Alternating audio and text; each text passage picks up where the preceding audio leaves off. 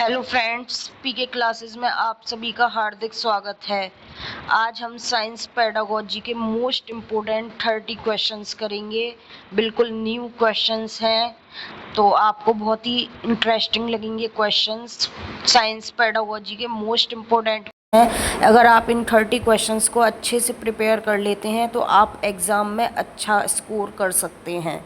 CTET के exam में तो सीटेट के लिए मोस्ट इम्पोर्टेंट हैं ये साइंस पेडागोजी के टॉप 30 क्वेश्चंस।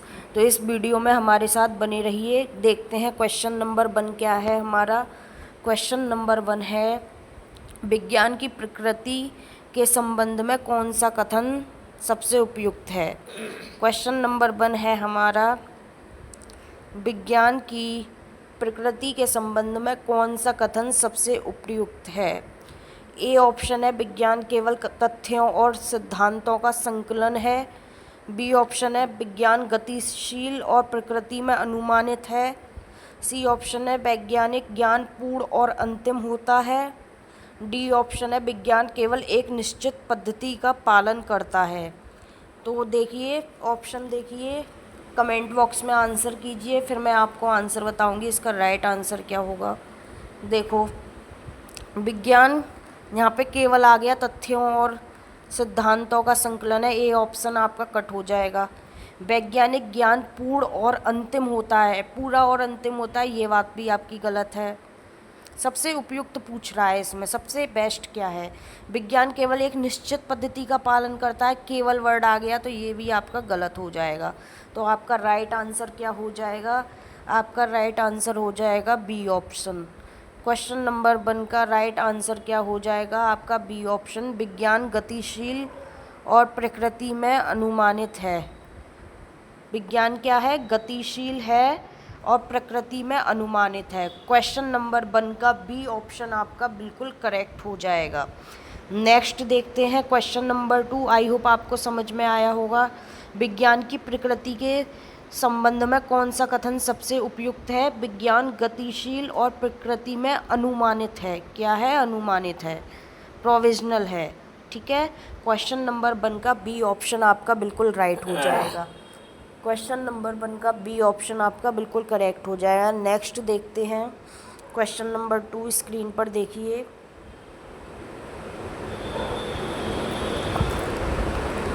क्वेश्चन नंबर 2 देखिए, एक अच्छे विज्ञान शिक्षण का मुख्य उद्देश्य क्या होना चाहिए।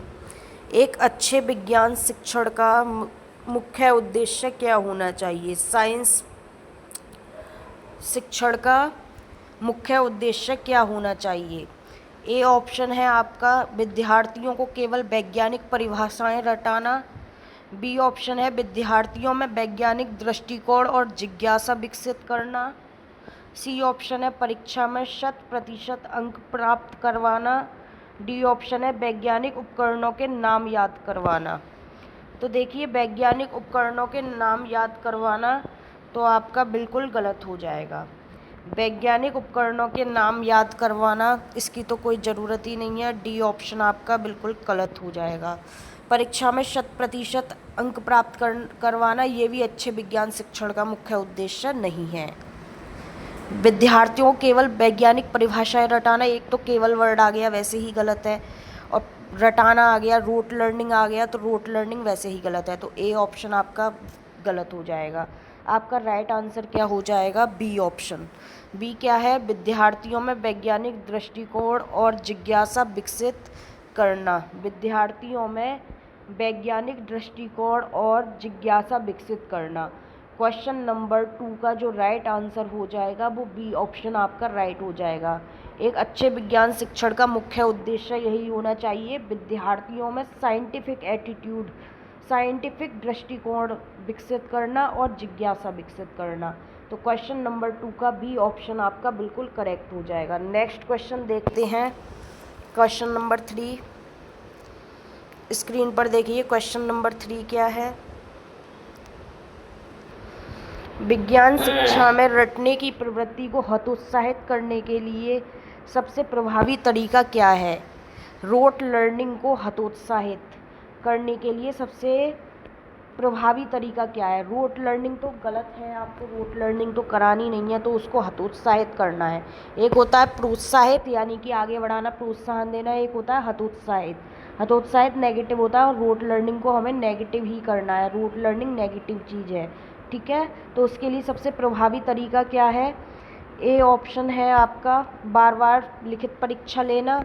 बी ऑप्शन है आपका हस्तपरक गतिविधियों और अन्वेषण को बढ़ावा देना। सी ऑप्शन है आपका लंबी पाठ्य पुस्तकें पढ़ना। डी ऑप्शन है आपका गृह कार्य की मात्रा बढ़ाना। तो क्वेश्चन नंबर 3 का जो राइट आंसर हो जाएगा, देखो बार बार लिखित परीक्षा लेना नहीं है, बार बार लिखित परीक्षा लेना नहीं है, ए ऑप्शन आपका कट हो जाएगा। लंबी पाठ्य पुस्तक पढ़ाना, सी ऑप्शन, ये भी आपका गलत हो जाएगा। लंबी पाठ्य पुस्तकें पढ़ना भी नहीं है, रोट लर्निंग को हतोत्साहित करना। गृह कार्य की मात्रा बढ़ाना, ये भी नहीं है हतोत्साहित करने के लिए। सबसे प्रभावी तरीका पूछा है इसने, क्या पूछा है, रोट लर्निंग को हतोत्साहित करने का सबसे प्रभावी तरीका क्या है। हस्तपरक गतिविधियों, बी ऑप्शन बिल्कुल करेक्ट हो जाएगा। हस्तपरक गतिविधियों और अन्वेषण को बढ़ावा देना, हस्तपरक गतिविधियों और अन्वेषण को बढ़ावा देना। क्वेश्चन नंबर 3 का बी ऑप्शन आपका बिल्कुल करेक्ट हो जाएगा। क्वेश्चन नंबर 3 का बी ऑप्शन आपका बिल्कुल करेक्ट हो जाएगा। हैंड्स ऑन एक्टिविटीज़ और अन्वेषण को बढ़ावा देना, ये रोट लर्निंग को हतोत्साहित करेगा। क्या करेगा, रोट लर्निंग को हतोत्साहित करेगा। तो क्वेश्चन नंबर 3 का बी ऑप्शन आपका बिल्कुल ही करेक्ट हो जाएगा। आगे बढ़ते हैं क्वेश्चन नंबर 4 की तरफ। क्वेश्चन नंबर 4 देखिए, स्क्रीन पर देखिए। क्वेश्चन नंबर 4, क्वेश्चन नंबर 4 क्या है। राष्ट्रीय पाठ्यचर्या की रूपरेखा के अनुसार एनसीईआरटी 2005 के अनुसार उच्च प्राथमिक स्तर पर विज्ञान शिक्षण का आधार क्या होना चाहिए। उच्च प्राथमिक स्तर पर कह रहा है, ये किस स्तर पर कह रहा है, प्राथमिक पर नहीं कह रहा, उच्च प्राथमिक स्तर पर विज्ञान शिक्षण का आधार क्या होना चाहिए, ठीक है। ए ऑप्शन है आपका तथ्यों का संचय। बी ऑप्शन है आपका विषय विशेषज्ञता। सी ऑप्शन है आपका दैनिक जीवन के अनुभवों से जोड़ना। डी ऑप्शन है आपका कठिन गणितीय गणनाएं करना। तो इसका राइट आंसर क्या होगा आपका, देखो 4th का राइट आंसर क्या होगा, तथ्यों का चयन करना, फैक्ट का चयन करना नहीं है विज्ञान शिक्षण का आधार। आपका जो है विषय विशेषज्ञता, विषय में विशेषज्ञता होनी चाहिए, तो ये भी नहीं है आपका विषय में विशेषज्ञता होनी चाहिए। कठिन गणितीय गणनाएं करना, ये भी विज्ञान शिक्षण का आधार नहीं होना चाहिए, बेस नहीं होना चाहिए। क्या होना चाहिए, दैनिक जीवन के अनुभवों से जोड़ना। साइंस को क्या करना, दैनिक जीवन के अनुभवों से जोड़ना, ठीक है। तो क्या है, एनसीईआरटी 2005 के अनुसार उच्च प्राथमिक स्तर पर विज्ञान शिक्षण का आधार क्या होना चाहिए, दैनिक जीवन के अनुभवों से जोड़ना। क्वेश्चन नंबर 4 का सी ऑप्शन आपका बिल्कुल करेक्ट हो जाएगा। नेक्स्ट क्वेश्चन देखते हैं 5 क्वेश्चन क्या है। क्वेश्चन नंबर 5, क्वेश्चन नंबर 5 देखिए स्क्रीन पर। क्वेश्चन नंबर 5 है, विज्ञान में वैज्ञानिक साक्षरता का क्या अर्थ है। विज्ञान में वैज्ञानिक साक्षरता यानी कि साइंटिफिक लिटरेसी का क्या अर्थ है। ए ऑप्शन है कठिन वैज्ञानिक शब्दों को धारा प्रवाह बोलना। बी ऑप्शन है विज्ञान के सिद्धांतों का उपयोग करके दैनिक जीवन के निर्णय लेना और समस्याओं को हल करना। सी ऑप्शन है आपका प्रयोगशाला के सभी उपकरणों को पहचानना। डी ऑप्शन आपका नेक्स्ट पेज पर है, एक सेकेंड। डी ऑप्शन है आपका वैज्ञानिकों की जीवनी याद रखना। तो देखो वैज्ञानिकों की जीवनी याद रखना तो आपका नहीं होगा, डी ऑप्शन तो आपका कट हो जाएगा। डी ऑप्शन आपका कट हो जाएगा। और देखते हैं और क्या ऑप्शन थे। कठिन वैज्ञानिक शब्दों को धारा प्रवाह बोलना, देखो ए ऑप्शन भी आपका कट हो जाएगा। कठिन वैज्ञानिक शब्दों को धारा प्रवाह बोलना भी साइंटिफिक लिटरेसी का अर्थ नहीं है, ठीक है। प्रयोगशाला के सभी उपकरणों को पहचानना, ये भी साइंटिफिक लिटरेसी का अर्थ नहीं है।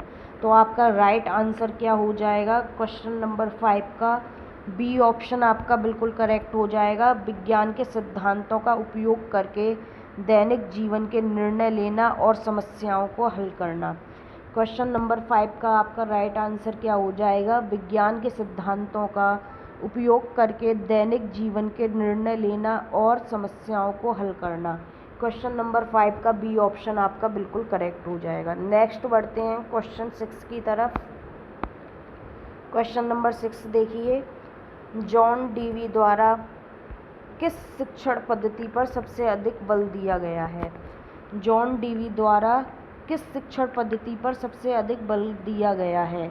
ए ऑप्शन है आपका व्याख्यान विधि लेक्चर मेथड पर, बी ऑप्शन है आपका करके सीखना लर्निंग बाय डूइंग पर, सी ऑप्शन है आपका प्रदर्शन विधि डेमोस्ट्रेशन मेथड पर, डी ऑप्शन है आपका पाठ्यपुस्तक विधि पर। तो देखिए, जॉन डीवी द्वारा शिक्षण पद्धति पर किस पर सबसे अधिक बल दिया गया है? किस पर सबसे अधिक बल दिया गया है? तो आपका राइट आंसर क्या हो जाएगा? कमेंट बॉक्स में एक बार कमेंट कर दीजिए आंसर। तो क्वेश्चन नंबर 6 का राइट आंसर देखो, लेक्चर मेथड पर नहीं बल दिया है जॉन डीवी ने, ना ही प्रदर्शन विधि डेमोस्ट्रेशन मेथड पर दिया है, ना ही पाठ्य पुस्तक विधि पर दिया है। तो आपका बचा ऑप्शन क्या है? बी, करके सीखना पर बल दिया है। किस पर बल दिया है? जॉन डीवी ने लर्निंग बाय डूइंग पर बल दिया है। जॉन डीवी ने करके सीखना पर बल दिया है, लर्निंग बाय डूइंग पर बल दिया है। नेक्स्ट क्वेश्चन देखते हैं। नेक्स्ट क्वेश्चन क्या है हमारा? नेक्स्ट क्वेश्चन देखिए, क्वेश्चन नंबर 7 देखिए स्क्रीन पर। क्वेश्चन नंबर 7 क्या है? परियोजना विधि के प्रवर्तक कौन हैं? प्रोजेक्ट मेथड के प्रवर्तक कौन है? मोस्ट इम्पोर्टेंट क्वेश्चन है ये। प्रोजेक्ट मेथड के प्रवर्तक कौन है? ए ऑप्शन है आपका W.H. किलपैट्रिक, बी ऑप्शन है आपका H.E. आर्मस्ट्रॉन्ग, सी ऑप्शन है आपका जॉन डीवी, डी ऑप्शन है आपका रूसो। तो प्रोजेक्ट मेथड के जो हैं आपके प्रतिपादक या प्रवर्तक कौन है? तो देखो, आर्मस्ट्रॉन्ग नहीं है, आर्मस्ट्रॉन्ग नहीं है, बी ऑप्शन आपका कट हो जाएगा। जॉन डीवी भी नहीं है, रूसो भी नहीं है। प्रोजेक्ट मेथड बहुत फेमस है। प्रोजेक्ट मेथड क्या है? बहुत फेमस मेथड है, ये अक्सर क्वेश्चन आता रहता है। तो आपका क्या हो जाएगा right answer? Kilpatrick. Project method के प्रवर्तक कौन है? W.H. किलपैट्रिक। प्रोजेक्ट मेथड के प्रवर्तक कौन है? W.H. किलपैट्रिक हैं। तो क्वेश्चन नंबर 7 का आपका ए ऑप्शन बिल्कुल करेक्ट हो जाएगा, W.H. किलपैट्रिक।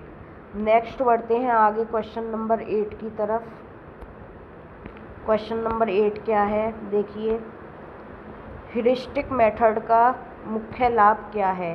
ह्यूरिस्टिक मेथड को ही बोलते हैं अन्वेषण विधि। अन्वेषण विधि का मुख्य लाभ क्या है? ए ऑप्शन है आपका समय की बचत होती है, बी ऑप्शन है शिक्षक का कार्य आसान हो जाता है, सी ऑप्शन है आपका छात्र स्वयं खोज करके ज्ञान का निर्माण करते हैं, डी ऑप्शन है पाठ्यक्रम जल्दी पूरा हो जाता है। तो बताइए 8 का आंसर क्या होगा आपका? देखो, 8 का आंसर क्या होगा? समय की बचत होती है, ये कोई लाभ नहीं है। समय की बचत होती है, ये कोई लाभ नहीं है। शिक्षक का कार्य आसान हो जाता है, ये भी कोई लाभ नहीं है। पाठ्यक्रम जल्दी पूरा हो जाता है, ये भी कोई लाभ नहीं है। तो आपका बच्चा कौन सा ऑप्शन? सी ऑप्शन बचा। तो सी ऑप्शन ही आपका राइट हो जाएगा। छात्र स्वयं खोज करके ज्ञान का निर्माण करते हैं। ह्यूरिस्टिक मेथड में क्या करते हैं बच्चे? क्या करते हैं ह्यूरिस्टिक मेथड में? छात्र स्वयं खोज करके ज्ञान का निर्माण करते हैं। क्या करते हैं? छात्र स्वयं खोज करके ज्ञान का निर्माण करते हैं। क्वेश्चन नंबर 8 का सी ऑप्शन आपका बिल्कुल ही राइट हो जाएगा। नेक्स्ट देखते हैं क्वेश्चन नंबर 9 क्या है? क्वेश्चन नंबर 9 देखिए,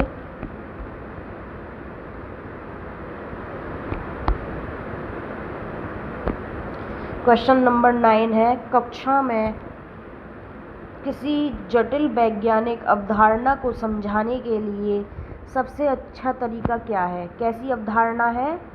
जटिल वैज्ञानिक अवधारणा। किसी जटिल वैज्ञानिक अवधारणा को समझाने का सबसे अच्छा तरीका क्या है? ए ऑप्शन है श्याम पट्ट पर केवल परिभाषा लिखना। बी ऑप्शन है मूर्त उदाहरणों और सरल प्रयोगों का उपयोग करना। सी ऑप्शन है पाठ्य पुस्तक का अध्याय जोर जोर से पढ़ना। डी ऑप्शन है छात्रों को घर से पढ़कर आने को कहना। तो देखो, छात्रों को घर से पढ़कर आने के लिए कहना तो बिल्कुल ही आपका गलत हो जाएगा। छात्रों को घर से पढ़कर आना बिल्कुल गलत हो जाएगा। पाठ्य पुस्तक का अध्याय जोर जोर से पढ़ना, ये भी गलत हो जाएगा। श्याम पट्ट पर केवल परिभाषा लिखना, देखो यही थोड़ी है जटिल वैज्ञानिक अवधारणा को समझाने का तरीका। तो आपका ए ऑप्शन भी बिल्कुल कट हो जाएगा। तो आपका राइट आंसर क्या हो जाएगा? क्वेश्चन नंबर 9 का जो राइट आंसर हो जाएगा वो हो जाएगा आपका बी ऑप्शन। क्वेश्चन नंबर 9 का जो राइट आंसर हो जाएगा वो हो जाएगा बी ऑप्शन, मूर्त उदाहरणों और सरल प्रयोगों का उपयोग करना। क्वेश्चन नंबर 9 का राइट आंसर हो जाएगा मूर्त उदाहरणों और सरल प्रयोगों का उपयोग करना। क्वेश्चन नंबर 9 का बी ऑप्शन आपका बिल्कुल करेक्ट हो जाएगा। आगे बढ़ते हैं क्वेश्चन नंबर 10 की तरफ। क्वेश्चन नंबर 10 देखिए स्क्रीन पर। देखो क्वेश्चन नंबर 10 क्या है हमारा, एक सेकंड। क्वेश्चन नंबर 10 अभी निकालती हूँ मैं। क्वेश्चन नंबर 10 क्या है देखिए स्क्रीन पर। विज्ञान शिक्षण में क्वेश्चन नंबर 10 देखिए, एक सेकंड। हाँ, अब देखिए, विज्ञान शिक्षण में प्रदर्शन सह चर्चा विधि डेमोस्ट्रेशन कम डिस्कशन मेथड की सबसे बड़ी सीमा क्या है? ठीक है, विज्ञान शिक्षण में प्रदर्शन सह चर्चा विधि यानी कि डेमोस्ट्रेशन कम डिस्कशन मेथड की सबसे बड़ी सीमा क्या है? ए ऑप्शन है यह खर्चीली होती है। बी ऑप्शन है इसमें छात्र केवल मूक दर्शक बने रहते हैं, सक्रिय भागीदारी कम होती है। सी ऑप्शन है इससे समय नष्ट होता है। डी ऑप्शन है यह केवल उच्च कक्षाओं के लिए है। तो देखिए क्वेश्चन नंबर 10 का जो राइट आंसर हो जाएगा, देखो यह खर्चीली होती है, ये बात भी गलत है। ये सीमा नहीं है इसकी, यह खर्चीली होती है।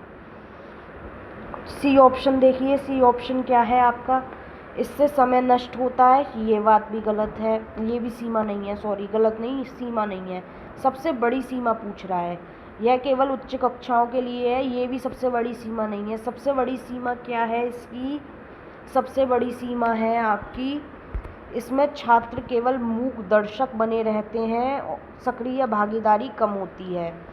इसमें छात्र क्या बने रहते हैं? केवल मूक दर्शक बने रहते हैं, सक्रिय भागीदारी उनकी कम होती है, ज़्यादा एक्टिव नहीं रहते हैं। इसमें क्या नहीं रहते हैं? ज़्यादा एक्टिव नहीं रहते हैं। तो क्वेश्चन नंबर 10 का जो राइट आंसर हो जाएगा वो हो जाएगा आपका बी ऑप्शन।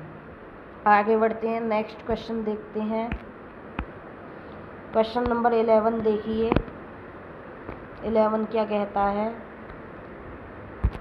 रचनावादी विज्ञान कक्षा की क्या विशेषता है? रचनावादी विज्ञान कक्षा की क्या विशेषता है? ए ऑप्शन है शिक्षक केंद्रित वातावरण। बी ऑप्शन है छात्र अपने पूर्व ज्ञान के आधार पर नए ज्ञान का निर्माण करते हैं।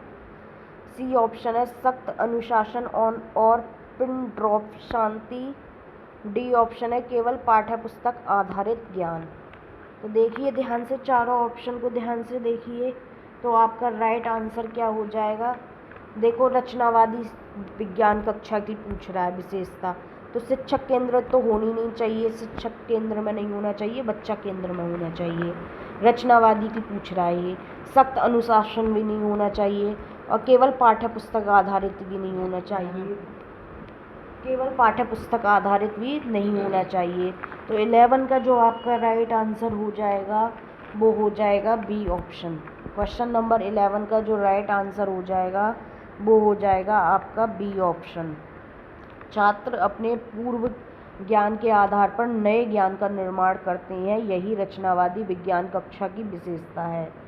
छात्र अपने पूर्व ज्ञान के आधार पर नए ज्ञान का निर्माण करते हैं। यही क्या है? रचनावादी विज्ञान कक्षा की विशेषता है। 11 का बी ऑप्शन आपका बिल्कुल करेक्ट हो जाएगा। नेक्स्ट देखते हैं 12 क्वेश्चन क्या है।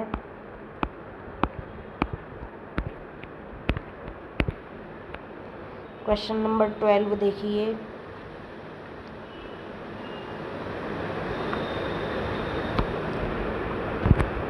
पियाजे के संज्ञानात्मक विकास के अनुसार विज्ञान की अमूर्त अवधारणाओं को समझने के लिए छात्र किस अवस्था में परिपक्व होते हैं?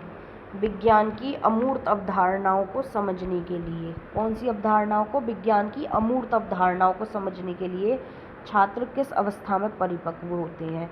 ए ऑप्शन है आपका संवेदी गामक अवस्था, बी ऑप्शन है आपका पूर्व संक्रियात्मक अवस्था, सी ऑप्शन है आपका मूर्त संक्रियात्मक अवस्था, डी ऑप्शन है आपका औपचारिक संक्रियात्मक अवस्था। तो बताइए, जल्दी देखिए, चारों ऑप्शन देखिए जल्दी से। तो 12 का जो राइट आंसर हो जाएगा, पहले हम एलिमिनेट करते हैं ऑप्शंस को, एलिमिनेशन मेथड से सॉल्व करते हैं, ठीक है।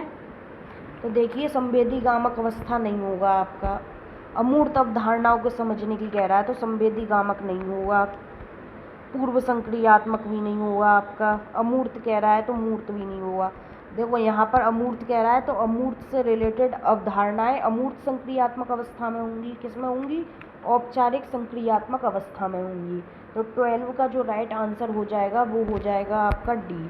क्वेश्चन नंबर 12 का जो राइट आंसर हो जाएगा वो हो जाएगा औपचारिक संक्रियात्मक अवस्था, यानी कि फॉर्मल ऑपरेशनल स्टेज, ठीक है। तो क्वेश्चन नंबर 12 का डी ऑप्शन आपका बिल्कुल करेक्ट हो जाएगा। कौन सा करेक्ट हो जाएगा? क्वेश्चन नंबर 12 का डी ऑप्शन आपका बिल्कुल ही करेक्ट हो जाएगा। 12 का क्या हो जाएगा? डी ऑप्शन बिल्कुल करेक्ट हो जाएगा। नेक्स्ट देखिए क्वेश्चन नंबर 13। क्वेश्चन नंबर 13 देखिए,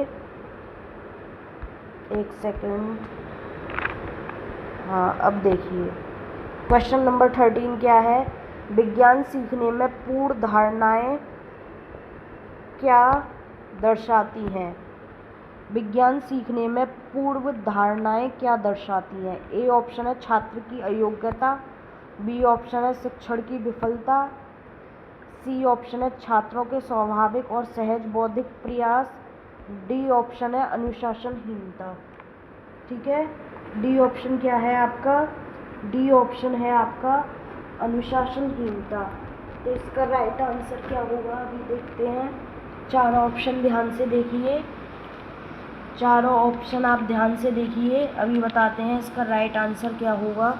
क्वेश्चन नंबर 13 है, देखो छात्र की अयोग्यता, छात्र की अयोग्यता नहीं होगा, तो ए ऑप्शन आपका कट हो जाएगा। ए ऑप्शन आपका कट हो जाएगा, छात्र की अयोग्यता नहीं होगा, ठीक है। शिक्षण की विफलता भी नहीं होगा, बी ऑप्शन भी आपका कट हो जाएगा, और आपका अनुशासनहीनता भी नहीं होगा। पूर्व धारणाएं क्या दर्शाती है? ना तो छात्र की अयोग्यता दर्शाती हैं विज्ञान सीखने में, ना ही शिक्षण की विफलता दर्शाती है, ना ही अनुशासनहीनता दर्शाती है। तो आपका जो राइट आंसर हो जाएगा वो हो जाएगा 13 का सी ऑप्शन। 13 का राइट आंसर क्या हो जाएगा? सी ऑप्शन हो जाएगा, छात्रों के स्वाभाविक और सहज बौद्धिक प्रयास। क्वेश्चन नंबर 13 का जो राइट आंसर हो जाएगा वो हो जाएगा आपका सी ऑप्शन, छात्रों के स्वाभाविक और सहज बौद्धिक प्रयास। आइए आगे बढ़ते हैं क्वेश्चन नंबर 14 की तरफ। क्वेश्चन नंबर 14 देखिए स्क्रीन पर। एक विज्ञान शिक्षक को छात्रों की भ्रामक धारणाओं को, मिसकंसेप्शंस से कैसे निपटना चाहिए? एक विज्ञान शिक्षक को छात्रों की भ्रामक धारणाओं से कैसे निपटना चाहिए? ए ऑप्शन है उन्हें तुरंत डांटना चाहिए, बी ऑप्शन है उन्हें नज़रअंदाज करना चाहिए, सी ऑप्शन है ऐसे वैचारिक संघर्ष वाले अनुभव प्रदान करने चाहिए जो उन्हें अपनी गलती सुधारने का मौका दें, डी ऑप्शन है सही उत्तर रटा देना चाहिए, ठीक है। क्या है? सही उत्तर रटा देना चाहिए, डी ऑप्शन। तो रोट लर्निंग तो करवानी नहीं है, डी काट दो। डी ऑप्शन आपका कट हो जाएगा, रोट लर्निंग नहीं करवानी है। ठीक है, नेक्स्ट देखिए, नेक्स्ट क्या ऑप्शन है, उन्हें तुरंत डांटना चाहिए, ए भी कट जाएगा, डांटना नहीं है। नज़रअंदाज इग्नोर करना चाहिए, ये भी गलत हो जाएगा आपका, ये भी नहीं है। तो आपका राइट आंसर क्या हो जाएगा, सी ऑप्शन बिल्कुल करेक्ट हो जाएगा। आपका राइट आंसर क्या हो जाएगा, सी ऑप्शन। ऐसे वैचारिक संघर्ष वाले अनुभव उन्हें प्रदान करने चाहिए और उन्हें अपनी गलती सुधारने का मौका दें। क्या करना चाहिए, ऐसे वैचारिक संघर्ष वाले अनुभव प्रदान करने चाहिए जो उन्हें अपनी गलती सुधारने का मौका दें। तो 14 का सी ऑप्शन आपका बिल्कुल करेक्ट हो जाएगा। 14 का सी ऑप्शन आपका बिल्कुल करेक्ट हो जाएगा। नेक्स्ट क्वेश्चन देखते हैं, 15 क्वेश्चन क्या है। क्वेश्चन नंबर 15 देखिए, विज्ञान शिक्षण में सहयोगात्मक अधिगम यानी कि कोऑपरेटिव लर्निंग का क्या महत्व है। विज्ञान शिक्षण में सहयोगात्मक अधिगम यानी कि कोऑपरेटिव लर्निंग का क्या महत्व है। ए ऑप्शन है, यह प्रतिस्पर्धा बढ़ाता है। बी ऑप्शन है, यह सामाजिक अंतःक्रिया और समूह कौशल को बढ़ावा देता है। सी ऑप्शन है, इससे शिक्षक का भार कम होता है। डी ऑप्शन है, यह परीक्षा अंक सुधारने का एकमात्र उपाय है। सहयोगात्मक अधिगम का क्या महत्व है विज्ञान शिक्षण में। ठीक है, तो देखिए, यह प्रतिस्पर्धा बढ़ाता है, नहीं, ये प्रतिस्पर्धा बढ़ाता है, ये महत्व नहीं है। ए ऑप्शन आपका कट हो जाएगा। इससे शिक्षक का भार कम होता है, ये भी बात महत्व नहीं है, सी ऑप्शन भी कट हो जाएगा। यह परीक्षा, डी ऑप्शन देखिए, यह परीक्षा अंक सुधारने का एकमात्र उपाय है, नहीं, डी ऑप्शन भी आपका कट हो जाएगा। तो बच्चा बी ऑप्शन आपका करेक्ट हो जाएगा। 15 का बी ऑप्शन आपका बिल्कुल राइट हो जाएगा। यह सामाजिक अंतःक्रिया और समूह कौशल को बढ़ावा देता है। कोऑपरेटिव लर्निंग क्या करती है, यह सामाजिक अंतःक्रिया और समूह कौशल को बढ़ावा देता है। 15 का बी ऑप्शन आपका बिल्कुल करेक्ट हो जाएगा। नेक्स्ट देखिए 16, एक सेकंड, क्वेश्चन नंबर 16। अब देखिए क्वेश्चन नंबर 16, अधिगम के लिए आकलन, असेसमेंट फॉर लर्निंग मुख्य रूप से किसके लिए किया जाता है, किस लिए किया जाता है। अधिगम के लिए आकलन, असेसमेंट फॉर लर्निंग मुख्य रूप से किस लिए किया जाता है। ए ऑप्शन है, सत्र के अंत में ग्रेड देने के लिए। बी ऑप्शन है, शिक्षण अधिगम प्रक्रिया के दौरान सुधार करने के लिए। सी ऑप्शन है, छात्रों की तुलना करने के लिए। डी ऑप्शन है, प्रमाण पत्र जारी करने के लिए। तो देखिए 16 का देखो, सत्र के अंत में ग्रेड देने के लिए नहीं होगा, ये ऑप्शन आपका कट हो जाएगा। ठीक है, छात्रों की तुलना करने के लिए भी नहीं, अधिगम के लिए आकलन होता है, सी ऑप्शन भी कट हो जाएगा। प्रमाण पत्र जारी करने के लिए भी नहीं होता है, डी ऑप्शन भी आपका कट हो जाएगा। तो आपका राइट आंसर क्या हो जाएगा, बी ऑप्शन आपका बिल्कुल करेक्ट हो जाएगा। शिक्षण अधिगम प्रक्रिया के दौरान सुधार करने के लिए होता है, फॉर्मेटिव असेसमेंट। ठीक है, असेसमेंट फॉर लर्निंग मुख्य रूप से किस लिए किया जाता है, शिक्षण अधिगम के दौरान सुधार करने के लिए, फॉर्मेटिव असेसमेंट। तो क्वेश्चन नंबर 16 का आपका राइट आंसर हो जाएगा बी ऑप्शन। नेक्स्ट देखते हैं, नेक्स्ट क्वेश्चन क्या है। निदानात्मक मूल्यांकन का मुख्य उद्देश्य क्या है। डायग्नोस्टिक इवैल्यूएशन का मुख्य उद्देश्य क्या है। निदानात्मक मूल्यांकन का मुख्य उद्देश्य क्या है। ए है, छात्रों की रैंक तय करना। बी है, सीखने में आ रही कठिनाइयों और कमियों का पता लगाना। सी ऑप्शन देखते हैं, सी दंड देना। डी ऑप्शन है, पाठ्यक्रम समाप्त करना। तो देखिए, दंड देना तो नहीं होगा, दंड देना आपका कट हो जाएगा। पाठ्यक्रम समाप्त करना भी आपका कट हो जाएगा। दो ऑप्शन क्या है ऊपर के देखते हैं। निदानात्मक मूल्यांकन का मुख्य उद्देश्य क्या है, छात्रों की रैंक तय करना भी नहीं है, छात्रों की रैंक तय करना भी नहीं है। तो 17 का जो राइट आंसर हो जाएगा आपका वो हो जाएगा बी ऑप्शन। सीखने में आ रही कठिनाइयों और कमियों का पता लगाने के लिए डायग्नोस्टिक इवैल्यूएशन किया जाता है। ठीक है, तो इवैल्यूएशन किस लिए किया जाता है? सीखने में आ रही कठिनाइयों और कमियों का पता लगाने के लिए निदानात्मक मूल्यांकन किया जाता है। 17 का बी ऑप्शन आपका बिल्कुल करेक्ट हो जाएगा। नेक्स्ट देखते हैं 18 क्वेश्चन क्या है। क्वेश्चन नंबर 18 देखिए, रेमेडियल टीचिंग कब प्रभावी होती है? उपचारात्मक शिक्षण यानी कि रेमेडियल टीचिंग कब प्रभावी होती है? ए ऑप्शन है आपका मुख्य परीक्षा समाप्त होने के महीनों बाद।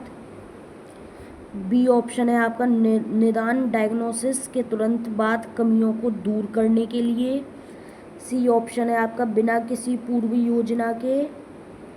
और डी ऑप्शन है आपका केवल कमज़ोर छात्रों को अलग करके पढ़ाने से।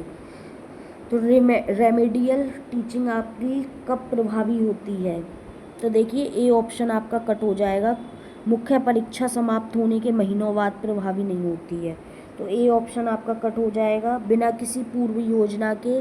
सी ऑप्शन भी आपका कट हो जाएगा, और केवल कमज़ोर छात्रों को अलग करके पढ़ाने से ये भी आपका कट हो जाएगा। रेमेडियल टीचिंग की बात हो रही है, इसलिए केवल कमज़ोर छात्रों को अलग करके पढ़ाने से भी आपका गलत हो जाएगा। तो आपका राइट आंसर क्या हो जाएगा? 18 का बी ऑप्शन आपका बिल्कुल करेक्ट हो जाएगा। निदान के तुरंत बाद कमियों को दूर करने के लिए क्या की जाती है? उपचारात्मक शिक्षण किया जाता है। उपचारात्मक शिक्षण कब प्रभावी होता है? निदान के तुरंत बाद कमियों को दूर करने के लिए हम उपचार करते हैं, उन कमियों का उपचारात्मक शिक्षण करते हैं। तो क्वेश्चन नंबर 18 का बी ऑप्शन आपका बिल्कुल करेक्ट हो जाएगा। नेक्स्ट देखते हैं क्वेश्चन नंबर 19।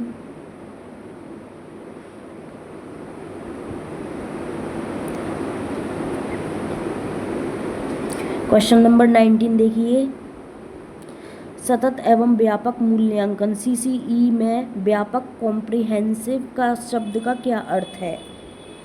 व्यापक यानी कि कॉम्प्रिहेंसिव शब्द का क्या अर्थ है? ए ऑप्शन है केवल लिखित परीक्षा का विस्तार। बी ऑप्शन है संज्ञानात्मक, सहसंज्ञानात्मक और व्यक्तिगत सामाजिक गुणों का मूल्यांकन। सी ऑप्शन है वर्ष में 3 बार परीक्षा लेना। डी ऑप्शन है सभी विषयों को एक साथ पढ़ाना। तो 19 का जो आपका राइट आंसर हो जाएगा, देखो केवल लिखित परीक्षा का विस्तार करना कॉम्प्रिहेंसिव का अर्थ नहीं है। ए ऑप्शन आपका कट हो जाएगा, वर्ष में 3 बार परीक्षा लेना। सी ऑप्शन भी कट हो जाएगा, 3 बार परीक्षा लेना नहीं है कॉम्प्रिहेंसिव का अर्थ। सभी विषयों को एक साथ पढ़ाना भी नहीं है। तो आपका राइट आंसर क्या हो जाएगा? बी ऑप्शन आपका बिल्कुल करेक्ट हो जाएगा, संज्ञानात्मक, सहसंज्ञानात्मक और व्यक्तिगत सामाजिक गुणों का मूल्यांकन। क्वेश्चन नंबर 19 का जो राइट आंसर हो जाएगा वो हो जाएगा आपका बी ऑप्शन, संज्ञानात्मक, सहसंज्ञानात्मक और व्यक्तिगत सामाजिक गुणों का मूल्यांकन। नेक्स्ट देखिए 20 क्या है। क्वेश्चन नंबर 20 देखिए, विज्ञान में खुली अंतः प्रश्नों ओपन एंडेड क्वेश्चंस का उपयोग क्यों किया जाता है? ओपन एंडेड प्रश्नों का उपयोग क्यों किया जाता है साइंस में? ए ऑप्शन है उत्तर की जांच जल्दी करने के लिए। बी ऑप्शन है उच्च स्तरीय चिंतन कौशल, थॉट्स और रचनात्मकता विकसित करने के लिए। सी ऑप्शन है छात्रों को उलझाने के लिए। डी ऑप्शन है याददाश्त की परीक्षा लेने के लिए। तो देखो याददाश्त की परीक्षा लेने के लिए तो नहीं किया जाता है ओपन एंडेड का, तो देखो डी ऑप्शन आपका यहाँ से कट हो जाएगा। छात्रों को उलझाने के लिए, देखो छात्रों को उलझाने के लिए भी नहीं किया जाता है, बी भी कट हो जाएगा। उत्तर की जांच जल्दी करने के लिए ओपन एंडेड का इसके लिए भी नहीं होता है, ए ऑप्शन भी आपका कट हो जाएगा। तो आपका राइट आंसर क्या हो जाएगा? राइट आंसर आपका बी ऑप्शन हो जाएगा, उच्च स्तरीय चिंतन कौशल और रचनात्मकता विकसित करने के लिए। और ओपन एंडेड क्वेश्चंस का उपयोग क्यों किया जाता है? उच्च स्तरीय चिंतन कौशल, थॉट्स और रचनात्मकता विकसित करने के लिए। 20 का बी ऑप्शन आपका बिल्कुल करेक्ट हो जाएगा। नेक्स्ट देखते हैं 21। क्वेश्चन नंबर 21 देखिए, 21 है आपका, एक अच्छा विज्ञान पाठ्यक्रम बाल केंद्रित होने के साथ साथ किस सिद्धांत पर आधारित होना चाहिए? एक अच्छा विज्ञान पाठ्यक्रम, कौन सा विज्ञान पाठ्यक्रम बाल केंद्रित होने के साथ साथ किस सिद्धांत पर आधारित होना चाहिए? ए ऑप्शन है प्रक्रिया उन्मुख यानी कि प्रोसेस ओरिएंटेड और संज्ञानात्मक स्तर के अनुकूल। बी ऑप्शन है केवल वयस्क विशेषज्ञों की पसंद पर। सी ऑप्शन है विदेशी पाठ्यचर्या पर। डी ऑप्शन है कड़े नियमों पर। ठीक है, तो देखिए केवल विशेषज्ञों की पसंद, केवल वयस्क विशेषज्ञों की पसंद पर नहीं, बाल केंद्रित होने के साथ साथ विदेशी पाठ्यचर्या पर नहीं, कड़े नियमों पर नहीं। तो आपका राइट आंसर क्या हो गया? 21 का ए ऑप्शन आपका बिल्कुल करेक्ट हो गया। प्रक्रिया उन्मुख और संज्ञानात्मक स्तर के अनुकूल, प्रक्रिया उन्मुख और संज्ञानात्मक स्तर के अनुकूल, 21 का आपका राइट आंसर हो जाएगा ए ऑप्शन, प्रक्रिया उन्मुख और संज्ञानात्मक स्तर के अनुकूल, 21 का ए ऑप्शन आपका बिल्कुल करेक्ट हो जाएगा। नेक्स्ट देखते हैं 22 क्या है। विज्ञान प्रयोगशाला का लेबोरेटरी का उपयोग किस कौशल के विकास के लिए सर्वाधिक उपयुक्त है? विज्ञान प्रयोगशाला का उपयोग किस कौशल के विकास के लिए सर्वाधिक उपयुक्त है? ए ऑप्शन है केवल मौखिक कौशल। बी ऑप्शन है प्रयोगात्मक प्रेक्षण ऑब्जर्वेशन और विश्लेषणात्मक कौशल। सी है नाट्य कला कौशल। डी है आपका संगीत कौशल। तो लेबोरेटरी का उपयोग किस कौशल के विकास के लिए सर्वाधिक उपयुक्त होता है? लेबोरेटरी की बात कर रहा है ये। तो देखिए केवल मौखिक कौशल के लिए नहीं होता है लेबोरेटरी का प्रयोग, और देखिए नाट्य कला कौशल के लिए भी नहीं होता है उपयुक्त, संगीत कौशल के लिए भी नहीं होता है। तो आपका जो राइट आंसर हो जाएगा वो हो जाएगा बी ऑप्शन, 22 का बी ऑप्शन बिल्कुल करेक्ट हो जाएगा, प्रयोगात्मक प्रेक्षण और विश्लेषणात्मक कौशल। 22 का जो राइट आंसर हो जाएगा आपका वो हो जाएगा प्रयोगात्मक प्रेक्षण यानी कि ऑब्जर्वेशन और विश्लेषणात्मक कौशल। तो लेबोरेटरी का उपयोग किस कौशल के विकास के लिए सर्वाधिक उपयुक्त है? प्रयोगात्मक प्रेक्षण, प्रयोगात्मक के लिए, और प्रेक्षण और विश्लेषणात्मक कौशल के लिए सर्वाधिक उपयुक्त है। 22 का बी ऑप्शन आपका बिल्कुल करेक्ट हो जाएगा। नेक्स्ट देखते हैं 23 क्या है। 23 देखिए स्क्रीन पर, दृश्य श्रव्य साधन यानी कि ऑडियो विजुअल एड्स विज्ञान शिक्षण को कैसे प्रभावी बनाते हैं? ऑडियो विजुअल एड्स विज्ञान शिक्षण को कैसे प्रभावी बनाते हैं? ए है कक्षा में मनोरंजन बढ़ाने के लिए। बी है अमूर्त संकल्पनाओं को मूर्त रूप देकर समझ को स्थायी बनाने के लिए। सी है शिक्षक का समय बचाने के लिए। डी है ब्लैक बोर्ड का विकल्प बनने के लिए। तो आपका जो राइट आंसर हो जाएगा 23 का, देखो मनोरंजन बढ़ाने के लिए नहीं है दृश्य श्रव्य साधन, ए ऑप्शन आपका कट हो गया। शिक्षक का समय बचाने के लिए भी नहीं है ऑडियो विजुअल एड्स, सी भी कट हो गया। ब्लैक बोर्ड का विकल्प बनने के लिए भी नहीं है, डी ऑप्शन भी आपका कट हो गया। तो आपका राइट आंसर क्या हो जाएगा? 23 का बी ऑप्शन आपका बिल्कुल करेक्ट हो जाएगा। 23 का बी ऑप्शन आपका बिल्कुल करेक्ट हो जाएगा, अमूर्त संकल्पनाओं को मूर्त रूप देकर समझ को स्थायी बनाने के लिए। 23 का राइट आंसर क्या हो जाएगा आपका? बी ऑप्शन बिल्कुल करेक्ट हो जाएगा 23 का। आई होप आपको अच्छी लग रही होगी ये क्लास। 23 का बी ऑप्शन बिल्कुल करेक्ट हो जाएगा। नेक्स्ट देखते हैं 24 क्या है। 24 देखिए,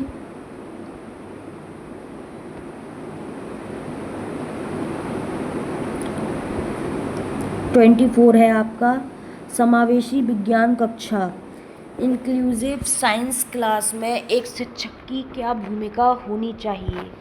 समावेशी विज्ञान क्लास है, कैसी क्लास है? इंक्लूसिव साइंस क्लास है, उसमें एक शिक्षक की क्या भूमिका होनी चाहिए? ए ऑप्शन है सभी बच्चों के लिए एक समान और कठोर शिक्षण शैली अपनाना। बी ऑप्शन है विशेष आवश्यकता वाले बच्चों की उपेक्षा करना। सी ऑप्शन है आपका विभिन्न प्रकार की शिक्षण रणनीतियों और विभिन्नीकृत निर्देशों का उपयोग करना। डी ऑप्शन है सामान्य बच्चों पर अधिक ध्यान देना। तो कक्षा कैसी है आपकी? समावेशी विज्ञान कक्षा है। कैसी विज्ञान कक्षा है? समावेशी विज्ञान कक्षा है। तो देखो आपका राइट आंसर क्या हो जाएगा। देखो कठोर विज्ञान शिक्षण शैली अपनाना, तो कठोर वर्ड की वजह से ये कट हो जाएगा। विशेष आवश्यकता वाले बच्चों की उपेक्षा करना, उपेक्षा की वजह से बी ऑप्शन आपका कट हो जाएगा। सामान्य बच्चों पर अधिक ध्यान देना, समावेशी कक्षा है तो आपको सभी पर ध्यान देना है, डी ऑप्शन आपका कट हो जाएगा। तो 24 का जो आपका राइट आंसर हो जाएगा वो हो जाएगा सी ऑप्शन। 24 का जो राइट आंसर हो जाएगा वो हो जाएगा आपका सी ऑप्शन। विभिन्न प्रकार की शिक्षण रणनीतियों और विभेदीकृत निर्देशों का उपयोग करना। क्या हो जाएगा? विभिन्न प्रकार की शिक्षण रणनीतियों और विभिन्नीकृत निर्देशों का उपयोग करना। 24 का सी ऑप्शन आपका बिल्कुल करेक्ट हो जाएगा। नेक्स्ट क्वेश्चन देखते हैं 25। देखिए 25 क्या है, अब दिख रहा है? हाँ अब दिख रहा है। आप 25 देखिए, विज्ञान शिक्षण में स्थानीय संसाधनों यानी कि लोकल रिसोर्सेज के उपयोग का क्या लाभ है? विज्ञान शिक्षण में स्थानीय संसाधनों यानी कि लोकल रिसोर्सेज के उपयोग का क्या लाभ है? ए ऑप्शन है यह सस्ता और प्रासंगिक होता है जो वास्तविक दुनिया से जोड़ता है। बी है यह आधुनिक लैब का स्थायी विकल्प है। सी ऑप्शन है इससे परीक्षा कठिन बनती है। डी ऑप्शन है इसका कोई विशेष लाभ नहीं है। लोकल रिसोर्सेज के उपयोग का क्या लाभ है विज्ञान शिक्षण में? ठीक है, विज्ञान शिक्षण में लोकल रिसोर्सेज के उपयोग का क्या लाभ है? तो देखिए यह आधुनिक लैब का स्थायी विकल्प है, नहीं, बी ऑप्शन कट हो जाएगा। इससे परीक्षा कठिन बनती है, नहीं। इससे कोई विशेष लाभ नहीं है, डी भी कट हो जाएगा। तो आपका राइट आंसर क्या हो जाएगा? लोकल रिसोर्सेज के उपयोग का क्या लाभ है? ए ऑप्शन आपका बिल्कुल करेक्ट हो जाएगा। यह सस्ता और प्रासंगिक होता है जो वास्तविक दुनिया से जुड़ता है। यह जुड़ता होगा या ये जोड़ता होगा? ये यहाँ पर जोड़ता हो सकता है। यह सस्ता और प्रासंगिक होता है जो वास्तविक दुनिया से जोड़ता है, ऐसा हो सकता है ये जोड़ता हो यहाँ पर। ठीक है, तो 25 का जो राइट आंसर हो जाएगा वो हो जाएगा आपका ए ऑप्शन। 25 का जो राइट आंसर हो जाएगा वो हो जाएगा आपका ए ऑप्शन। यह सस्ता और प्रासंगिक होता है जो वास्तविक दुनिया से जोड़ता है। ठीक है, 25 का ए ऑप्शन आपका बिल्कुल करेक्ट हो जाएगा। जुड़ता है ही होगा शायद ये। आगे देखिए 26 क्या है आपका? विज्ञान में प्रेक्षण यानी कि ऑब्जर्वेशन और निष्कर्ष निकालना इन्फेरेंस के बीच क्या अंतर है? प्रेक्षण और निष्कर्ष निकालना के बीच क्या अंतर है? ए ऑप्शन है दोनों एक ही बात है। बी ऑप्शन है प्रेक्षण वह है जो हम इंद्रियों से प्रत्यक्ष देखते हैं, महसूस करते हैं, जबकि निष्कर्ष प्रेक्षण के आधार पर निकाली गई व्याख्या है। सी ऑप्शन है निष्कर्ष हमेशा पहले आता है, प्रेक्षण बाद में। डी ऑप्शन है प्रेक्षण कठिन है, निष्कर्ष सरल है। बताइए राइट आंसर क्या होगा कमेंट बॉक्स में। तो देखिए 26 का जो आपका राइट आंसर हो जाएगा, देखिए ए ऑप्शन नहीं होगा, दोनों एक ही बात है, ये बात नहीं है। ऑब्जर्वेशन और इन्फेरेंस के बीच अंतर, दोनों एक ही बात है, ये गलत हो जाएगा। निष्कर्ष हमेशा पहले आता है, प्रेक्षण बाद में, ये गलत बात है, निष्कर्ष तो एंड में निकलता है। प्रेक्षण कठिन है, निष्कर्ष सरल है, ये बात भी आपकी गलत हो जाएगी। तो 26 का जो आपका राइट आंसर हो जाएगा वो हो जाएगा आपका, एक सेकेंड, 26 का जो राइट आंसर हो जाएगा आपका, 26 का जो आपका राइट आंसर हो जाएगा वो हो जाएगा आपका बी ऑप्शन। प्रेक्षण वह है जो हमें अपनी इंद्रियों से प्रत्यक्ष देखते महसूस करते हैं, जो हम अपनी इंद्रियों से प्रत्यक्ष देखते महसूस करते हैं, जबकि निष्कर्ष प्रेक्षण के आधार पर निकाली गई व्याख्या है। तो 26 का जो राइट आंसर हो जाएगा वो हो जाएगा आपका बी ऑप्शन। प्रेक्षण वह है जो अपनी इंद्रियों से प्रत्यक्ष देखते महसूस करते हैं हम, जबकि निष्कर्ष प्रेक्षण के आधार पर निकाली गई व्याख्या है। ठीक है, तो इनके ऑब्जर्वेशन और इन्फ्रेंस के बीच क्या अंतर है, यही अंतर है, बी ऑप्शन आपका राइट हो जाएगा। नेक्स्ट देखिए 27 क्या है, 27 देखिए 27 है आपका कॉन्सेप्ट मैपिंग। संकल्पना मानचित्र विज्ञान शिक्षण में किस रूप में सहायक है? संकल्पना मानचित्र यानी कि कॉन्सेप्ट मैपिंग विज्ञान शिक्षण में किस रूप में सहायक है? ए ऑप्शन है आपका छात्रों को सजाने के लिए, ए ऑप्शन है आपका छात्रों को सजाने के लिए, बी ऑप्शन है ज्ञान को व्यवस्थित और संचित करने तथा संबंधों को देखने के लिए, सी ऑप्शन है गृह कार्य जांचने के लिए, डी ऑप्शन है आपका समय काटने के लिए। तो देखिए 27 का जो राइट आंसर हो जाएगा, देखो समय काटने के लिए नहीं है, कॉन्सेप्ट मैपिंग समय काटने के लिए नहीं है, गृह कार्य जांचने के लिए भी नहीं है, सी ऑप्शन भी आपका कट हो जाएगा, छात्रों को सजाने के लिए तो बिल्कुल नहीं है। तो आपका राइट आंसर क्या हो जाएगा, बी ऑप्शन आपका बिल्कुल करेक्ट हो जाएगा। आपका राइट आंसर क्या हो जाएगा, छात्रों को व्यवस्थित और संचित करने, ऑर्गेनाइजिंग नॉलेज तथा संबंधों को देखने के लिए। कॉन्सेप्ट मैपिंग विज्ञान शिक्षण में किस रूप में सहायक है?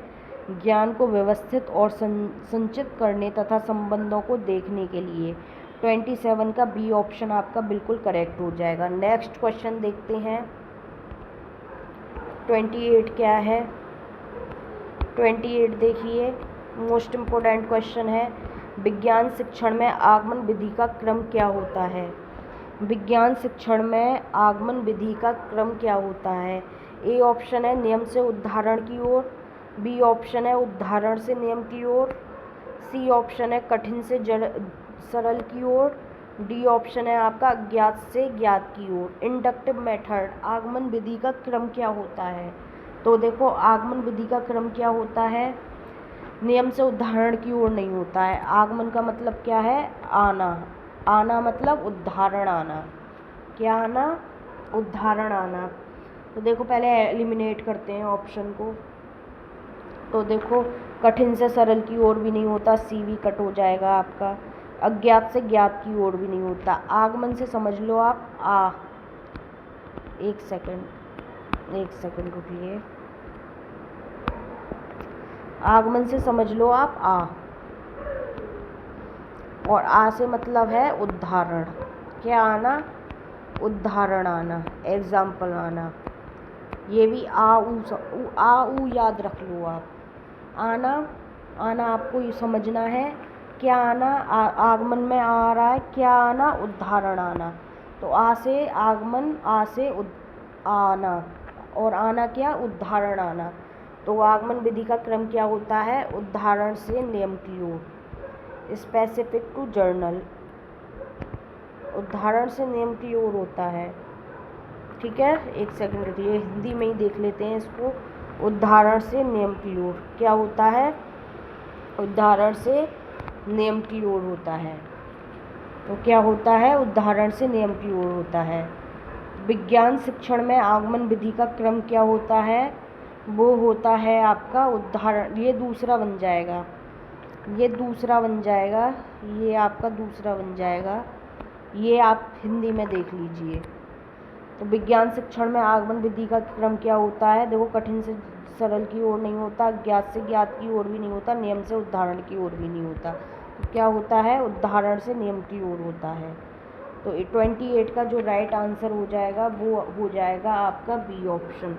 28 का बी ऑप्शन आपका बिल्कुल करेक्ट हो जाएगा। नेक्स्ट देखते हैं 29 क्या है, 29 देखिए, अब यहाँ पर है डिडक्टिव मेथड। विज्ञान शिक्षण में निगमन विधि की विशेषता क्या है? अभी आगमन विधि का था, अब है निगमन विधि का क्वेश्चन। विज्ञान में निगमन विधि की क्या विशेषता है? ए ऑप्शन है यह पहले नियम बताती है या नियम या सूत्र बताती है और फिर इसके प्रयोग का अभ्यास कराती है। बी ऑप्शन है यह खोज पर आधारित है, डिडक्टिव मेथड। सी है इसमें छात्र खुद नियम बनाते हैं, विशेषता कह रहा है ये। और डी और देख लेते हैं, डी क्या है, यह प्राथमिक, एक सेकेंड पूरा दिखा देती हूँ आपको। यह प्राथमिक स्तर के लिए सबसे अच्छी है। तो डिडक्टिव मेथड की विशेषता क्या है?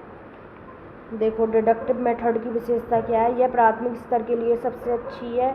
ये कट हो जाएगा, ये नहीं है, तो आपका डी ऑप्शन कट हो जाएगा। डी ऑप्शन आपका बिल्कुल कट हो जाएगा। अब बचे 3 ऑप्शंस। यह खोज पर आधारित है, नहीं, डिडक्टिव मेथड खोज पर आधारित नहीं है। इसमें छात्र खुद नियम बनाते हैं, ये भी आपका गलत हो जाएगा। इसमें छात्र खुद नियम बनाते हैं। 29 का सी ऑप्शन भी आपका गलत हो जाएगा। सी भी गलत हो जाएगा, बी भी गलत हो जाएगा। तो आपका राइट आंसर क्या हो जाएगा? ए ऑप्शन आपका बिल्कुल करेक्ट हो जाएगा। यह पहले नियम या सूत्र बताती है और फिर उसके प्रयोग का अभ्यास कराती है। क्या करती है डिडक्टिव मेथड? यह पहले नियम या सूत्र बताती है और फिर उसके प्रयोग का अभ्यास कराती है। 29 का ए ऑप्शन आपका बिल्कुल करेक्ट हो जाएगा। नेक्स्ट देखते हैं 30 क्या है। क्वेश्चन नंबर 30 देखिए, विज्ञान और समाज के अंतः संबंध के संदर्भ में कौन सा कथन सत्य है? विज्ञान और समाज के अंतः संबंध के संदर्भ में कौन सा कथन सत्य है? विज्ञान समाज से पूरी तरह स्वतंत्र है। समाज की ज़रूरतें वैज्ञानिक खोजों को प्रभावित करती हैं और विज्ञान समाज को बदलता है। सी ऑप्शन है, विज्ञान का सामाजिक विकास से कोई लेना देना नहीं है, लेना देना हो जाएगा। विज्ञान केवल प्रयोगशाला तक सीमित रहते हैं। तो आपका राइट आंसर क्या हो जाएगा? देखो विज्ञान केवल प्रयोगशाला तक सीमित है, डी ऑप्शन कट हो जाएगा। विज्ञान तो आजकल दैनिक जीवन का आधार बन चुका है, सब कुछ बन चुका है। तो केवल प्रयोगशाला तक सीमित हैं, वैज्ञानिक केवल प्रयोगशाला तक सीमित रहते हैं, ये आपका गलत हो जाएगा। डी ऑप्शन गलत हो जाएगा। सी देखिए, समाज से कोई लेना देना नहीं है, ये भी गलत हो जाएगा। क्यों नहीं है समाज से लेना देना? समाज ही तो विज्ञान का उपयोग कर रहा है, तो सी ऑप्शन आपका कट हो जाएगा। विज्ञान समाज से पूरी तरह स्वतंत्र है। स्वतंत्र का मतलब अलग, स्वतंत्र का क्या मतलब है? अलग है। तो देखो विज्ञान समाज से पूरी तरह अलग थोड़ी है, जुड़ा हुआ है, तो ये भी आपका कट हो जाएगा। आपका राइट आंसर क्या हो जाएगा? बी ऑप्शन आपका बिल्कुल करेक्ट हो जाएगा। समाज की ज़रूरतें वैज्ञानिक खोजों को प्रभावित करती हैं और विज्ञान समाज को बदलता है। समाज की ज़रूरतें वैज्ञानिक खोजों को प्रभावित करती हैं और विज्ञान समाज को बदलता है। 30 का बी ऑप्शन बिल्कुल करेक्ट हो जाएगा। तो यहाँ पर हमने किए 30 मोस्ट इम्पोर्टेंट साइंस पेडागोजी के बिल्कुल न्यू क्वेश्चंस। आपको ये क्लास अच्छी लगी होगी, आई होप। ये 30 क्वेश्चंस आपको वेरी इंटरेस्टिंग लगे होंगे, बहुत इंटरेस्टिंग। अगर ये क्लास आपको अच्छी लगी है तो वीडियो को लाइक करें, वीडियो को शेयर करें फ्रेंड्स के साथ और चैनल को ज़रूर सब्सक्राइब करें ताकि ऐसी ही वीडियोस आपको और मिलती रहें। Thank you so much for watching this video. मिलते हैं नेक्स्ट क्लास में और अच्छे क्वेश्चंस के साथ। Thank you so much.